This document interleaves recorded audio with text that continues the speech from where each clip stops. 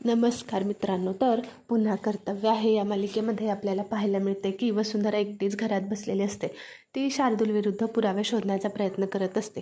ती म्हणते की आता काय करू, मी कसं शार्दूलचं पितळ उघडं पाडू, मी त्याच्याविषयी इंटरनेटवर काही भेटतंय का म्हणून बघते. असं म्हणून ती सर्च करते तर तिच्या हातात काहीच लागत नाही. ती म्हणते की हा इतका मुरलेला असेल वाटलं नव्हतं, तो गुन्हेगारी तितका खोलवर गेला आणि त्याचा एकही पुरावा नाही आहे, असं कसं शक्य होईल. ती विचार करत असते. तेवढ्यात आकाश येतो. ती खूप घाबरते. आकाशला बघून ती म्हणते की आकाशराव, कसा गेला दिवस, तुम्हाला काही हवं आहे का, मी आणून देऊ का. आकाश म्हणतो की काही नको. वसुंधरा कसा दिवस गेला हे विचारत असते. आकाश म्हणतो की चांगला गेला, लकी होता त्यामुळे खूप चांगला गेला आणि लवकर काम झालं. एकदा पार्टनरशिपचं काम झालं की कामाला सुद्धा स्पीड वाढेल. तेव्हा वसुंधरा म्हणते की अहो, ते पार्टनरशिपचं काम आपण 8 दिवस पुढे नाही का ढकलू शकत. तेव्हा आकाश म्हणतो की त्याने काय होणार आहे. तेव्हा वसुंधरा म्हणते की काही नाही, मुहूर्त चांगला आहे, दिवस चांगला आहे. तेव्हा आकाश म्हणतो की कालचा दिवसही चांगलाच होता की, पण काय झालं, सगळे दिवस चांगलेच असतात, ते आपल्या मनावर असतं. हे ऐकून वसुंधरा शांत बसते. तेव्हा आकाश उठतो आणि म्हणतो की तुमची बायको म्हणून काळजी साहजिक आहे, पण विश्वास ठेवा, लकीमुळे आपल्या बिझनेसला फायदाच होईल. तेव्हा वसुंधरा शांत बसते आणि तेव्हा आकाश म्हणतो की का, तुम्हाला काही शार्दूलचा पर्सनली प्रॉब्लेम आहे का. तेव्हा वसुंधरा शांत बसते. तिला वाटतं की आता आकाशानं कळते की काय, म्हणून ती काहीच बोलत नाही. तिचं शांत बसलेलं बघून आकाशला विचित्र वाटतं, पण तो तिला समजून घेतो आणि तिला शांत व्हायला सांगतो. सकाळ झाल्यानंतर जयश्री देवाची पूजा करत असते. पूजा करून झाल्यानंतर माधवला प्रसाद देते आणि अवनीला आवाज देऊन म्हणते की अवनी, हा घे प्रसाद आणि माझ्यासोबत देवळात चल. अवनी म्हणते की नाही हो, त्या शेजारच्या काकूंचं बारसं होतं, तिकडे मला जायला हवं. जयश्री म्हणते की हो हो, जा जा आणि घसघशीत आहेर कर, नाही तर 4 बायकात आपली चर्चा करेल. हे कोण. अवनी हसते आणि हो म्हणते. तेव्हा ती परत वसुंधराला आवाज देते आणि म्हणते की तू माझ्यासोबत देवळात चल. हे ऐकल्यानंतर वसुंधरा नाही म्हणते. अहो, घरात स्वयंपाक आहे. हे ऐकल्यानंतर जयश्रीला सुद्धा पटतानी ती राहू दे बोलते. तेवढ्या तिथे तनया येते आणि म्हणते की मी येते ना तुमच्यासोबत. जयश्री चल म्हणते, मला सुद्धा बॅगा उचलायला येणार नाही तेवढा, म्हणून ती तनयाला घेऊन जाते. तेवढ्यात वसुंधराला फोन येतो. फोनवर तो माणूस सांगतो की तुम्हाला जर शार्दूल रानडे लकीविषयी जर पुरावे हवे असतील तर मी सांगतोय त्या पत्त्यावर पोहोच आणि फोन ठेवतो.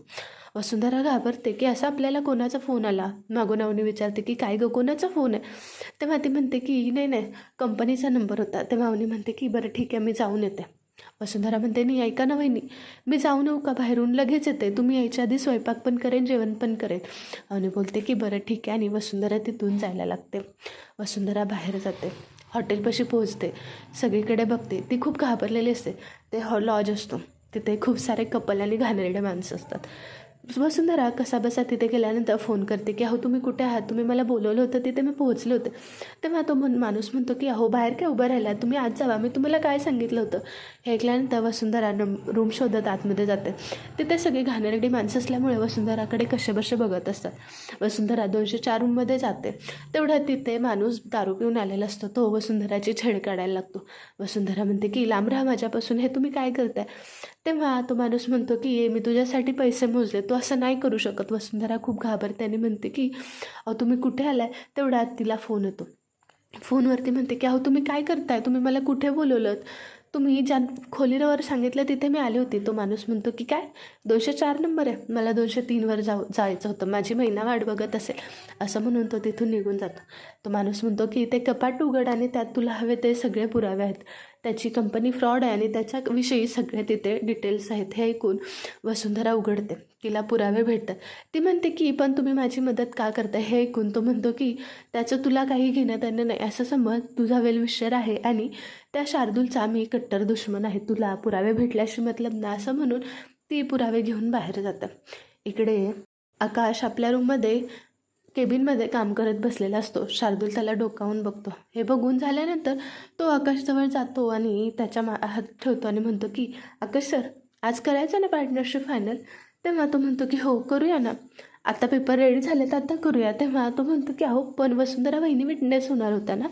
हे ऐकल्यानंतर आकाश म्हणतो की नाही नाही, आता घरी जावं लागेल, भास्कर दादा होईल. हे ऐकल्यानंतर तो म्हणतो की काय ना, माझीसुद्धा आई बहीण असते तर त्यासुद्धा खूप खुश झाले असते. तो ब्लॅकमेल करतो आणि आकाशला घरी घेऊन जाण्यासाठी रेडी करतो. आकाश त्याच्या इमोशनल बाजूला फसून तो सुद्धा ठीक आहे म्हणून घरी जायला लागतो. शार्दूल आणि आकाश घरी जातात. इकडे वसुंधरा आपले पुरावे घेऊन बाहेर येते. तेवढ्यात तिला तिथे विशाखा भेटते. विशाखा म्हणते की अगं काय करतेस इथे.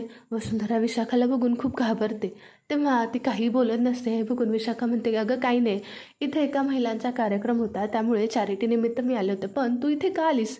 वसुंधरा काहीच बोलत नाही. तेव्हा ती म्हणते की माझं या एरियात जास्त येणं जाणं राहत नाही, पण तुझं काय इथे. हे ऐकल्यानंतर वसुंधरा म्हणते की चुकून आले होते, जाते मी, मला जायला हवं. म्हणून ती तिथून कसा तरी पळ काढते. विशाखाला चांगलीच ती तावडीत सापडलेली असते. ती तिथून कशी तरी निसटून जाते. इकडे विशाखा म्हटली की बरं झालं आज ही माझ्या तावडीत सापडली, असं म्हणून ती मागून हसत बसते. वसुंधरा रिक्षा करून आकाशच्या डायरेक्ट ऑफिसमध्ये जायला लागते. कशी बशी ती ऑफिसमध्ये पळत जाते. तेव्हा तिथे त्याला कळतं की आकाश आणि शार्दूल सगळेजण आपल्या घरी पेपर साईन करायला गेलेले आहेत. तिला टेन्शन येतं. इकडे शार्दूल आकाश आपल्या घरी पोहोचलेले असतात.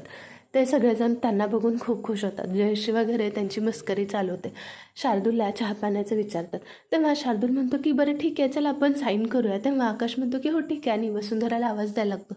तेव्हा अवनीला कळतं की या वसुंधरा आपली केव्हाची बाहेर गेलेली अजून आलेलीच नाही, आणि ते तिची वाट बघत बसतात. जयश्रीला नेहमीप्रमाणे राग येतो. इथेच पुन्हा कर्तव्याचा भाग संपतो.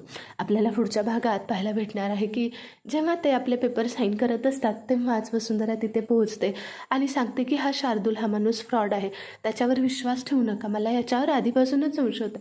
ती पुराव्यासकट आकाशच्या हातात पुरावे देते. शार्दूलला खूप राग येतो. आता पुढे काय होतं हे पाहणं तेवढंच इंटरेस्टिंग राहणार आहे. आणि प्लीज तुम्हाला हा व्हिडिओ आवडला असेल तर आपल्या चॅनलला लाईक करा, शेअर करा आणि सबस्क्राईब करायला विसरू नका. थँक्यू.